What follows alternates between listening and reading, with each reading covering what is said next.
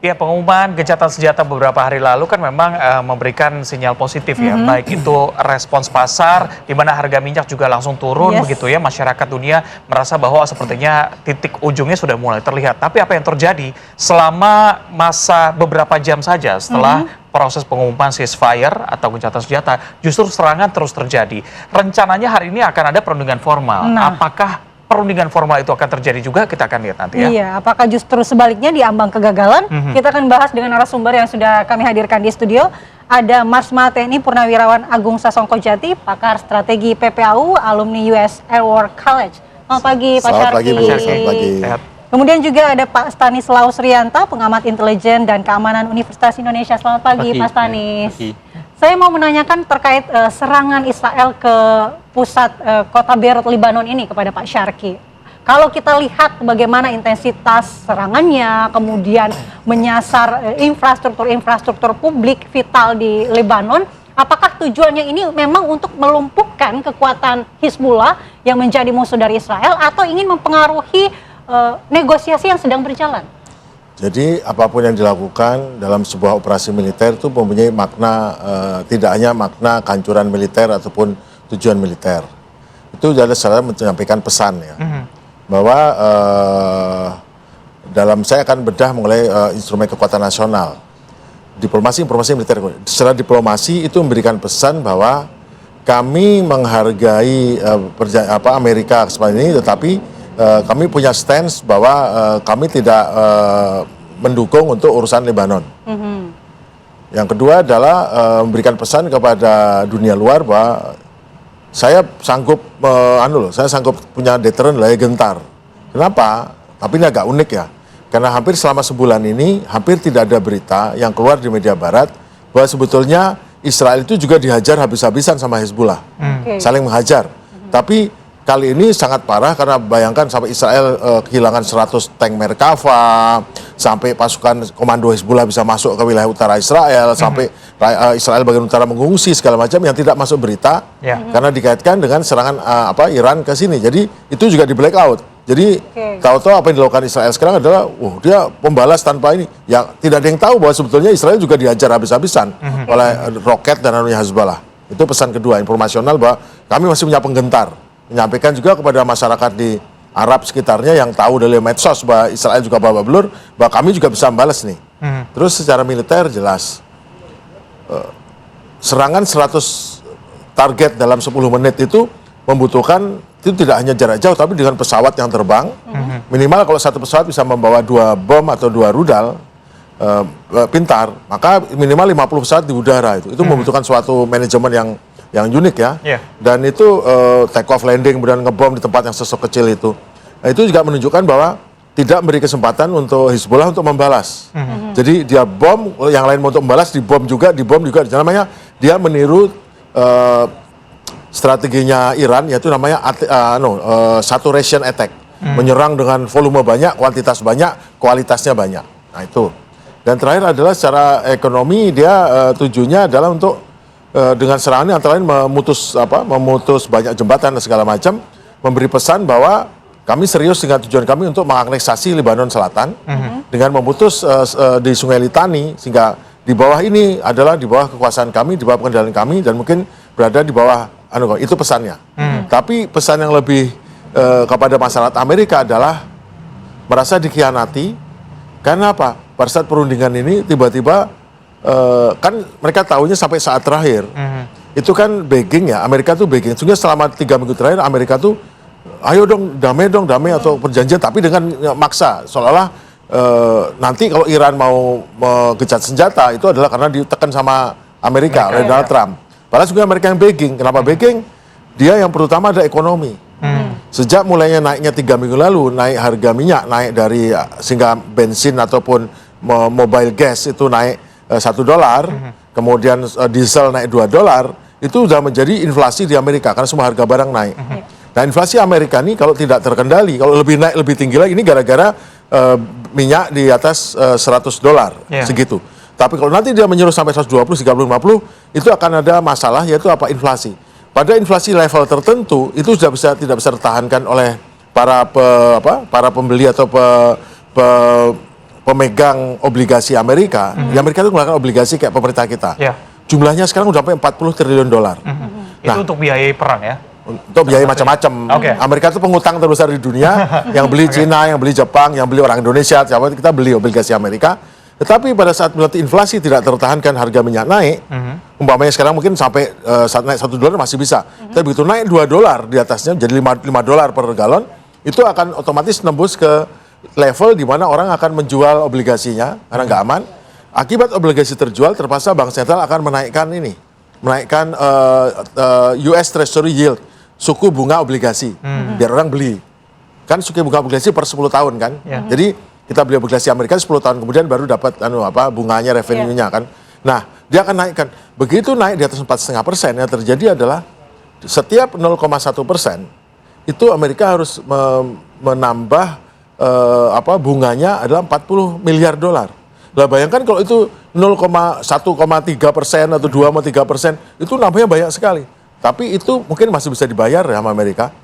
Yang parah adalah suku bunga bank di Amerika. Suku bunga kan naik, obligasi pemerintah naik, ori lah, anggap ori naik, suku bunga naik kan? Karena orang menyimpan uangnya di obligasi kan. Begitu naik, yang terjadi adalah banyak orang Amerika nggak sanggup bayar rumah, nggak sanggup bayar mobil, nggak sanggup bayar cicilan. Padahal dengan tekanan inflasi, maka banyak orang akan di lay off, akan diberhentikan, atau dia nggak bisa bekerja, mungkin work from home atau segala macam itu. Begitu nggak bisa bayar, terjadi adalah resesi kan, resesi ekonomi kan, karena banyak pengeluaran yang pinjam dari bank nggak bisa dibayar, itu akan macet ya, ekonomi stagnan, akan flat spin, crash namanya, crash ya. Begitu crash yang terjadi adalah banyak orang akan susah menderita, banyak yang homeless nggak punya ini. Yang terjadi nanti pada bulan November saat pemilu orang-orang yang tadinya pro Trump sekali tapi menjadi korban daripada resesi ini akibat kebijakan yang membuat minyak naik, dia akan apa? Akan memilih Demokrat. Bila Demokrat terpilih sebagai mayoritas, maka seminggu setelah itu pasti Donald Trump akan di-impeach atas perang ilegal ini, atas banyak kebijakan yang sangat isolasionis, dan terutama adalah Epstein file.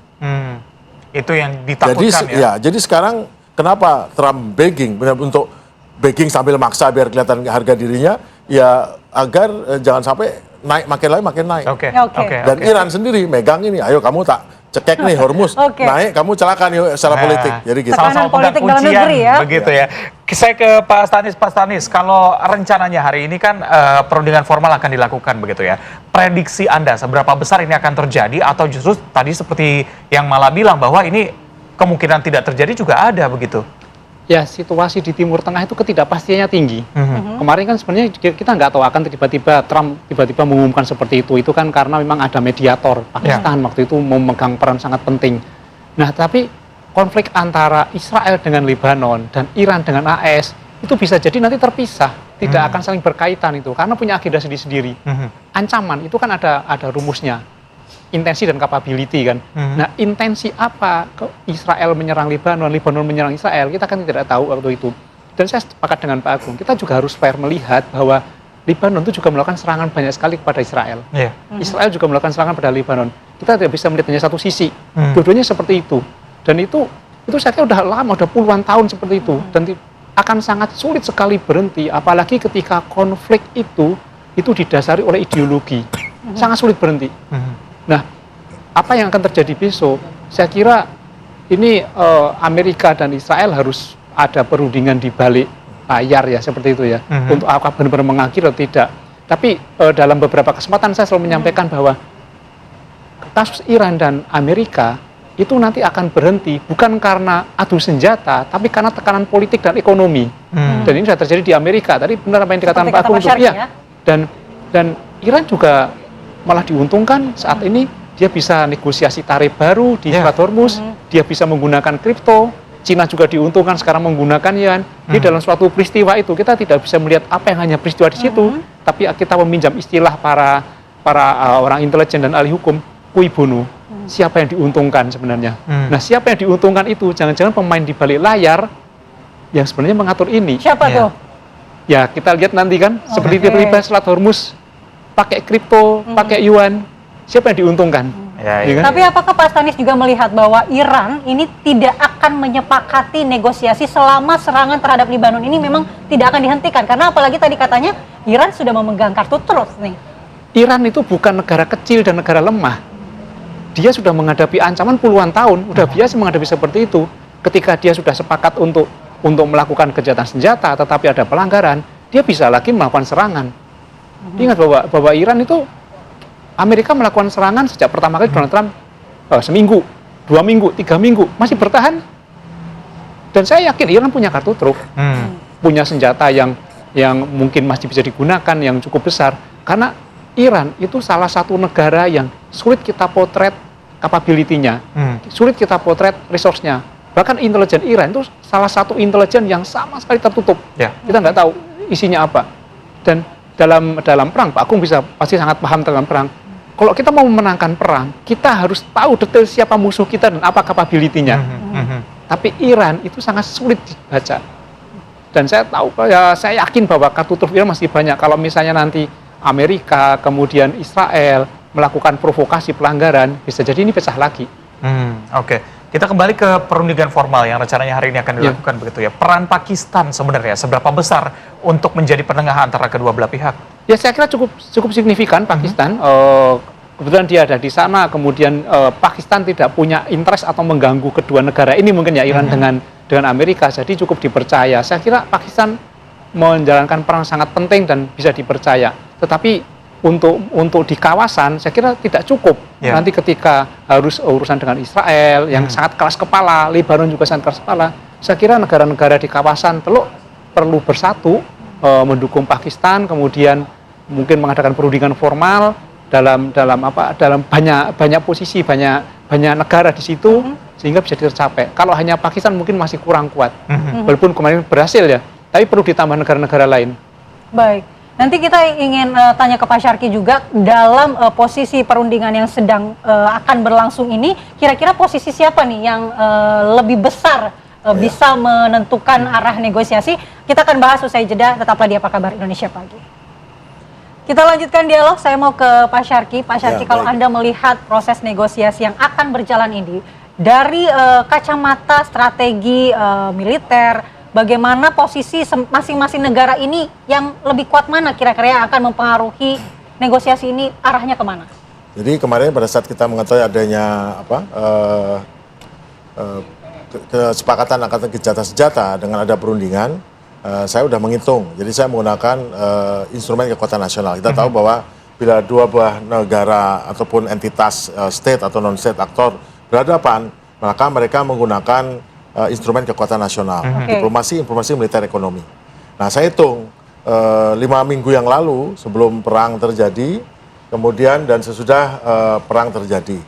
Ini data yang kami tampilkan juga data dari Anda ya Pak ya? Jadi setelah 5 minggu yang terjadi adalah saya hitung, tolong jangan dibesarkan, tolong jangan dibesarkan. Oke. Ya. Kelihatan angkanya di kanan. Oke, nanti kita kembalikan ke normal. Oke. Di sana adalah saya hitung dengan 5 parameter. Amerika diplomasinya rontok dengan ada pemberatan sendiri, informasionalnya dia apakah dia menguasai media, tidak terlalu menguasai, kemudian militernya dia bisa menyerang cukup ampuh, tetapi dia juga terserang dan bahkan dia jatuh pesawatnya banyak sekali loh. Dalam satu hari dia kehilangan 575 juta dolar, itu saya langsung mengurangi nilainya. Dan secara ekonomi dia nggak berdaya dengan tutup Selat Hormuz, karena makin naik harga minyak pasti akan naik inflasi dan akan menimbulkan ancaman bagi ini. Dia mendapat angka 35, terbesarnya karena dia kemarin rontok pesawatnya dan ternyata 18 pesawatnya yang jatuh atau tidak bisa digunakan. Dalam satu hari ada yang 8. Kemudian Israel dia nilainya tinggi untuk penyerangan dan bagus, efektif, efisien, tetapi dia tidak terlalu ampuh untuk menahan serangan, serta masyarakatnya ternyata tidak, resiliennya kurang tinggi karena terbukti banyak yang pergi ke luar negeri dan banyak perusahaan tutup dan mengalami masalah karena tidak semua mau diajak untuk ini. Dan juga dia mengalami tekanan berat dari Hezbollah sehingga dia banyak korbannya. Jadi itu saya masukkan dengan dia dapat nilai 40. Negara Teluk, mereka beruntung ini berhenti bisa ngirim keluar, tetapi hubungannya mereka menjadi tidak powerful, mereka ternyata tidak punya kekuatan, tidak punya resilient, tidak punya apapun, mereka lemah sekali, mereka dapat nilai 45. Oke. Nah, Iran saya hitung secara diplomasi, angkanya naik ya. Dia ternyata punya daya tawar, daya ini yang lebih tinggi dibandingkan sebelumnya. Informasional, ternyata dia bisa menguasai banyak hal, dan simpati tumbuh dari banyak negara, termasuk negara Global South, bahkan dari Eropa dan segala macam, malah memilih berkomunikasi dengan dia, malah menjauh dari Amerika. Dia dianggap kemenangan. Secara informasional, wah dia informasinya sekarang dia ternyata cukup ampuh nih, negara cukup powerful nih. Secara militer, meskipun dia yang di permukaan hancur, tapi ternyata setelah sebulan dia sanggup membalas dan menimbulkan nilai korban Amerika banyak sekali. Suka nggak suka, 18 pesawat itu akibat hasil daripada konflik, meskipun ada yang ditembak sendiri, tapi itu kan ternyata tekanan Iran dengan serangan yang asimetris ini membuat tekanan juga di sana, sehingga membuat kesalahan-kesalahan yang mengakibatkan entah itu jatuhnya karena diserang langsung atau tidak, tapi itu akibat daripada tekanan Iran pada mereka, sehingga mereka mengalami kesalahan dan celaka. Nilainya lumayan. Ekonomi Iran di atas tangan, karena Iran sesungguhnya backingnya Amerika itu kenapa? Karena tekanan inflasi yang mau naik, mengancam politiknya, dan Iran mendapatkan tekanan. Dia memegang saklar untuk ekonomi Amerika, dan yang backing Amerika, bahkan sampai hampir 3 minggu dia saya nggak mau berunding, saya nggak mau gencatan senjata, sampai saat terakhir, tapi kamu ajukan deh biar nolak, dikasihlah dia 10 poin itu yang dia pastikan ditolak Amerika. Ternyata Amerika mau. Artinya apa?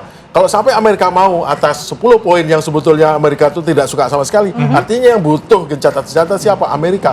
Nilainya 65. Berarti Iran nilainya 65, Israel 40, negara teluk 45, Amerika 35. Amerika dalam posisi tidak bisa menawar terlalu banyak berhadapan dengan Iran dengan kondisi ini. Oke, Pak Stanis, ini yang cukup menarik adalah tadi poin-poin yang diberikan oleh Iran. Kita tidak menyangka bahwa itu akan diterima oleh Amerika Serikat. Tadi Anda juga sempat menyebutkan bahwa ada tekanan ekonomi, tekanan dari dalam negeri, begitu ya. Melihat hari ini akan dilakukan perundingan secara formal, seberapa besar kemungkinan 10 poin itu semuanya diterima oleh Amerika Serikat? Iran punya kartu truf yang cukup kuat, dan itu tidak bisa dikendalikan oleh Amerika, ekonomi. Jadi saya sepakat itu bahwa perundingan ini nanti ketika menggunakan senjata ekonomi, senjata politik, Amerika akan di posisi bawah. Amerika menang senjata, tapi Iran ketika diserang dengan senjata mereka nggak gentar. Karena apa? Iran mempunyai indeks resilient yang cukup tinggi, indeks ketahanan cukup tinggi. Nggak ada penduduknya yang kabur misalnya, nggak seperti Israel atau Amerika yang menentang. Mereka justru makin solid. Nah, kita lihat bahwa di saat perang ini, Iran justru punya kekuatan ekonomi baru. Dia punya tarif baru, punya sistem baru di Selat Hormuz, yang itu 20% perdagangan dunia di situ. Nah, inilah yang membuat malah ekonomi Iran bisa naik. Sementara Amerika sekarang mulai turun, anjlok, kata Pak Akun tadi berdiri anjlok. Dan saya kira dengan tekanan ekonomi yang cukup tinggi ini, tekanan politik yang cukup tinggi ini, Amerika mau nggak mau akan mengikuti Iran. Walaupun nanti di publik pasti dia akan mengatakan kami telah memenangkan perang, kami telah mengatur Iran seperti ini. Itu pasti akan dikatakan, itu bahasa diplomasinya Amerika. Tapi di balik layar Iran mungkin nggak peduli, yang penting kami mendapatkan keuntungan.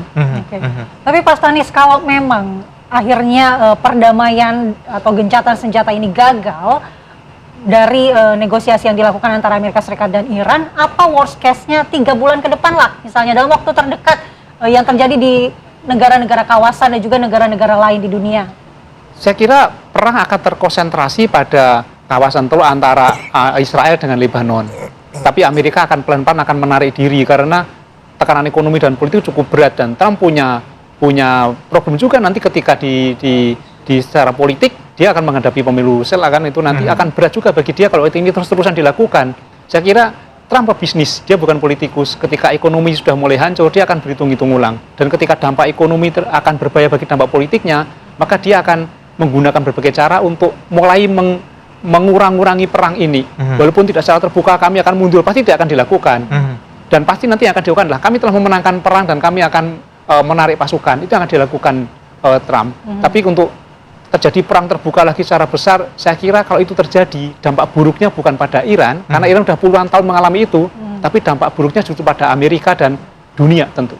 Oke, Pak Syarki, melihat apa yang terjadi perang-perang sebelumnya begitu ya. Bisa dibilang bahwa Israel kan nakal ya. Ketika memang misalnya nanti gencatan senjata disepakati, poin-poin yang diberikan Amerika Serikat, yang diberikan diberikan Iran diterima semua oleh Amerika Serikat begitu ya.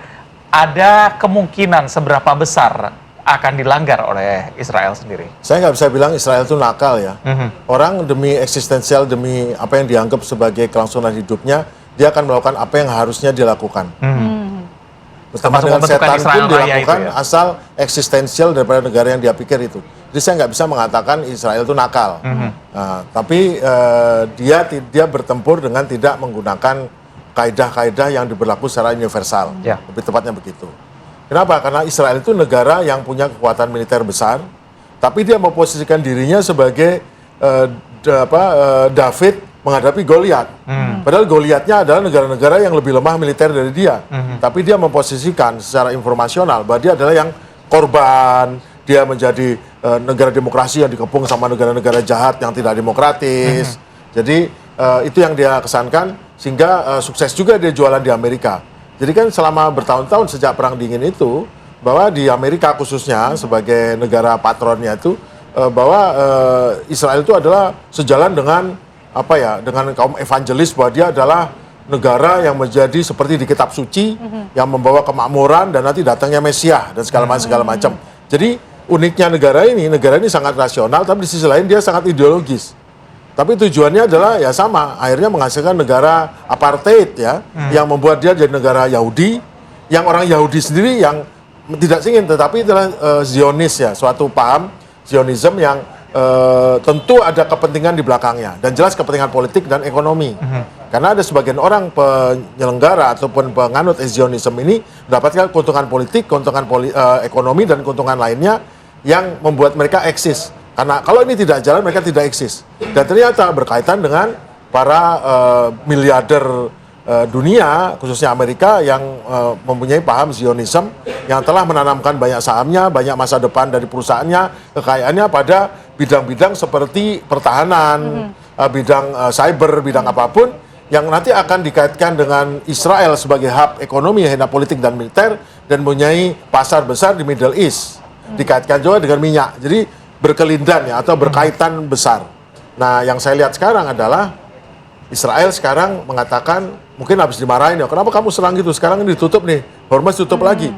Israel mengelat pada pagi ini mengatakan bahwa kami akan berunding sendiri dengan Hezbollah. Dia akan berunding sendiri. Tujuannya apa dia ngomong gitu? Agar memisahkan ini dengan ini. Saya tidak mau masa depan saya dengan Hezbollah diatur oleh perundinganmu. Karena saya tidak ikut berunding. Tapi itu kan berbeda dengan pernyataan Netanyahu bahwa kita dengan Amerika satu hati, satu rasa, satu keinginan. Tapi pada saat keinginannya Netanyahu sampai titik di mana Amerika nggak bisa mengakomodir, karena masalahnya Republik bisa kalah nanti pada pemilu sela. Pada saat itulah Amerika memutuskan untuk mengiyakan permintaan yang mustahil dipenuhi itu dari Iran. Karena apa? Karena mereka mustahil kalah di ini.